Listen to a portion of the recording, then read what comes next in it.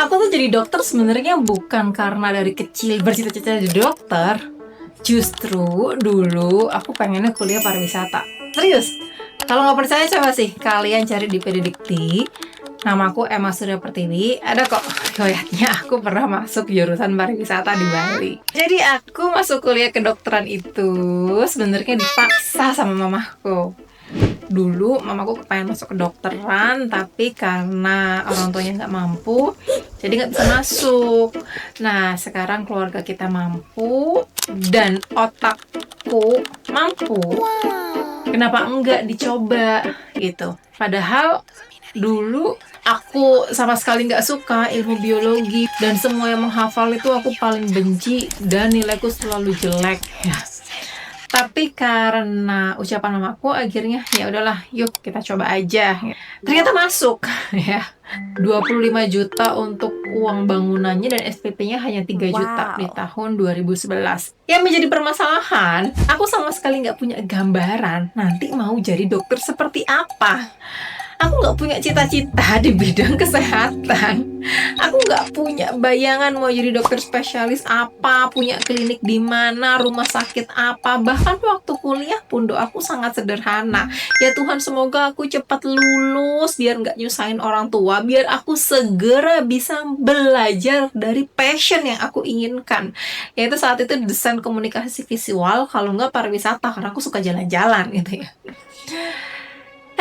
Tapi ternyata di sanalah titik mula kehidupanku. Padahal kalau dilihat orang ceritanya simpel kan ya, lulus, praktek jadi dokter, selesai. Tapi ternyata hidup nggak sesederhana yang dibayangkan orang lain. Ya, aku oleh mamaku lagi itu disarankan nikah muda. Bayangkan ya, nikah muda, oke. Dia nggak kayak ibu-ibu lain yang memang berasal dari dokter. Biasanya orang tua yang dari dokter ini tidak menyarankan anaknya nikah muda, tapi mamaku dia bilang aku dulu nikah muda, jadi sekarang kamu nikah muda aja biar rezekinya lancar. Dia nggak nyaranin aku untuk sekolah lagi aja dulu, keluar negeri, nikmati hidup. Nggak, pola pikirnya nggak kayak gitu. Mamaku malah nyuruh aku cepat nikah muda dan jelas ngasih tanda bahwa udah nggak punya biaya lagi buat ngasih aku kesempatan sekolah karena masih ada adekku yang harus dikuliahin. Ya udah, aku ambil opsi kedua karena aku juga nggak punya bayangan apa yang harus aku lakukan setelah lulus itu. Syukurnya aku ketemu suamiku yang mau nikahin aku, sayang sama aku di usia 23 tahun pas setelah lulus kedokteran. Tapi kabar buruknya, setelah menikah, punya anak, kehidupanku berubah, teman-teman. Prioritasku juga berubah, karena suamiku tentara, ada banyak hal yang harus disesuaikan. Bahkan bisa dibilang sejak lulus dokter, sebagian besar waktuku justru jadi ibu rumah tangga. Bayangkan, sekolah kedokteran 7 tahun, belajar siang malam, akhirnya dapat gelar dokter, tapi malah jadi IRT. Banyak yang tanya, nggak cuma kamu, aku juga tanya. Ya terus kalau akhirnya jadi ibu rumah tangga, buat apa aku sekolah dokter selama ini? Permasalahannya, kalau aku praktek, yang ngerawat anakku siapa? Sementara suamiku sering pergi-pergi. Dan mamaku yang maksa nikah muda, itu juga terkena sakit stroke. Gak bisa dimintain tolong buat jagain anakku. Ya karena keterpaksaan itu, aku buka channel YouTube dan bicara di depan kalian semua. Bisa dibilang, jadi ibu rumah tangga, itulah yang bikin aku memutar otak dan melakukan kegiatan keterpaksaan ini. Karena lebih banyak berada di rumah dan bertemu dengan masyarakat, aku baru sadar, ternyata banyak orang yang ingin memahami kesehatan, tapi informasi kesehatannya seringkali menggunakan bahasa yang terlalu rumit. Istilah medis dengan jurnal, penjelasan panjang, sementara orang biasa tuh cuma pengen tahu, dok sebenarnya aku ini kenapa? Bahaya enggak? Mulai dari mana? Obatnya apa? Cara nyembuhinnya apa? Jadi awalnya aku cuma berbagi ilmu kesehatan, berbagi pengalamanku ya, tas keperawanan, kesehatan kehamilan, merawat anak, berbagi hal-hal yang menurutku harus dipahami oleh masyarakat dengan cara sederhana. Lalu aku mulai menggabungkannya dengan kemampuan lain, komunikasi, storytelling, media sosial. Dari situlah aku mulai menemukan profesi yang sebelumnya bahkan nggak pernah aku bayangkan ketika aku masuk fakultas kedokteran. Aku mulai mengedukasi banyak orang melalui konten. Kuliah tahun 2011, saat itu sama sekali nggak ada informasi tentang konten kreator. Mulai bikin YouTube di tahun 2017. Aku satu-satunya dokter di angkatanku yang bikin konten saat itu. Sebenarnya masalahnya sederhana gitu ya. Biar aku nggak bolak-balik mengedukasi masyarakat dengan pertanyaan yang sama, akhirnya aku bikin konten. Misalnya nih dok, aku batuk pilek. Gimana cara menyembuhkannya? Kok nggak hilang-hilang? Udah berobat ke dokter spesialis padahal. Akhirnya aku bikin konten, terus aku share lah video itu ke mereka. Besoknya lagi di musim hujan, ada yang bertanya lagi. Aku share lagi videonya dengan semudah itu. Biasanya aku harus menjelaskan panjang lebar dari A sampai Z. Kamu batuk bisa karena rinitis alergi, bisa karena infeksi bakteri, bisa karena kedinginan, dan lain-lain. Tapi dengan membuat konten, nggak perlu aku menjelaskan panjang lebar, tinggal ngirim link yang aku punya. Disitulah muncul banyak peluang profesional dan bisnis di bidang kesehatan, atau yang disebut healthpreneur. Healthpreneur adalah seseorang yang melihat masalah atau kebutuhan di bidang kesehatan, kemudian menciptakan solusi yang memberi manfaat sekaligus bisa dikembangkan secara berkelanjutan. Dan healthpreneur nggak harus dokter ya teman-teman. Misalnya seorang ahli gizi melihat di lingkungannya kesulitan mencari makan sehat, bisa membuat layanan healthy meal. Fisioterapi melihat banyak pasien yang sulit datang ke tempat rehabilitasi, bisa mengembangkan layanan home care rehabilitasi.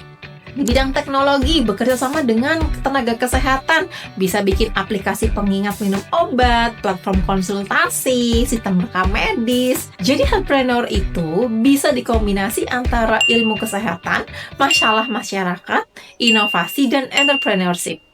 Kalian bisa mencari job opportunity. Artinya kalian bekerja dalam sebuah profesi atau organisasi. Misalnya kayak dokter, perawat, bidan, apoteker, ahli gizi, dan lain-lain. Tapi ada juga business opportunity. Jadi kalian gak hanya mencari posisi pekerjaan yang sudah tersedia, tapi menciptakan sebuah solusi atas masalah yang ada, sehingga kalianlah solusi dari masalah itu. Misalnya, membuat layanan home care, healthy catering, platform edukasi kesehatan, aplikasi kesehatan, layanan rehabilitasi, program preventive health, atau produk yang membantu masyarakat menjalankan hidup sehat. Tapi khusus di bidang kesehatan, kita nggak bisa hanya berbicara masalah bisnis. Nggak bisa cuman sekedar cuan, ya. Ada etika yang harus dipatuhi demi keselamatan pasien, evidence based, kompetensi, regulasi. Jadi healthpreneur yang baik bukan sekedar pintar cari keuntungan dari masalah yang ada. Dia juga harus bisa membuat solusi yang aman, bertanggung jawab, dan benar-benar memberi manfaat untuk masyarakat. Nah, dari pengalamanku sendiri ya teman-teman, ada beberapa hal yang perlu dimiliki oleh seorang healthpreneur. Yang pertama, peka melihat masalah. Kadang peluang itu ada di depan mata, tapi kita nggak melihatnya karena udah menganggap masalah itu biasa gitu, udah biasa. Jadi coba teman-teman mulai peka melihat di sekeliling. Apakah ada masalah yang perlu diselesaikan? Tanya, kenapa masalah ini terjadi? Siapa yang paling berdampak? Apa yang sebenarnya dibutuhkan oleh masyarakat di sekitarku? Apa solusi yang bisa aku buat untuk membantu mereka? Nah, misalnya seperti ceritaku tadi ya. Aku kemarin sempat membuat catering diet. Kenapa? Karena dari konten menurunkan berat badan, ada banyak orang yang tanya cara menurunkan berat badan. Ketika aku udah ngasih resepnya, ternyata mereka bilang nggak sempet untuk bikin resep tersebut. Akhirnya aku bukalah catering sehat, teman-teman. Jadi pada waktu aku buka, aku bikin catering sehat hanya di lingkungan sekitarku aja. Itu yang pesen bisa 50 paket per hari aku buatkan untuk mereka, sehingga mereka bisa makan sehat, tetap bekerja dengan baik, dan berhasil menurunkan berat badan. Jadi peluang itu bukan sekedar aku mau ngelakuin apa, tapi masalah apa sih yang bisa aku bantu selesaiin untuk masyarakat di sekitarku. Inilah pola pikir healthpreneur. Yang kedua, empati. Kita wajib memahami orang yang ingin kita bantu. Apa sih sebenarnya yang mereka butuhkan? Misalnya, seperti catering dietku ya, yang mereka butuhkan itu makanan sehat dengan harga yang terjangkau dan bisa membantu mereka menurunkan berat badan. Ya, akhirnya aku membuat makanan sehat dengan harga terjangkau, yang biasanya paket-paket makanan sehat itu kan satu kali makan bisa 50-60 ribu. Aku buat setengah harga cuma 20 ribu dengan bahan-bahan pilihan yang ada di sekitarku. Akhirnya mereka merasa terbantu dan banyak memesan di aku. Yang ketiga, mau terus belajar. Karena dunia kesehatan itu terus berkembang, teman-teman. Teknologi berkembang, kebutuhan masyarakat berkembang.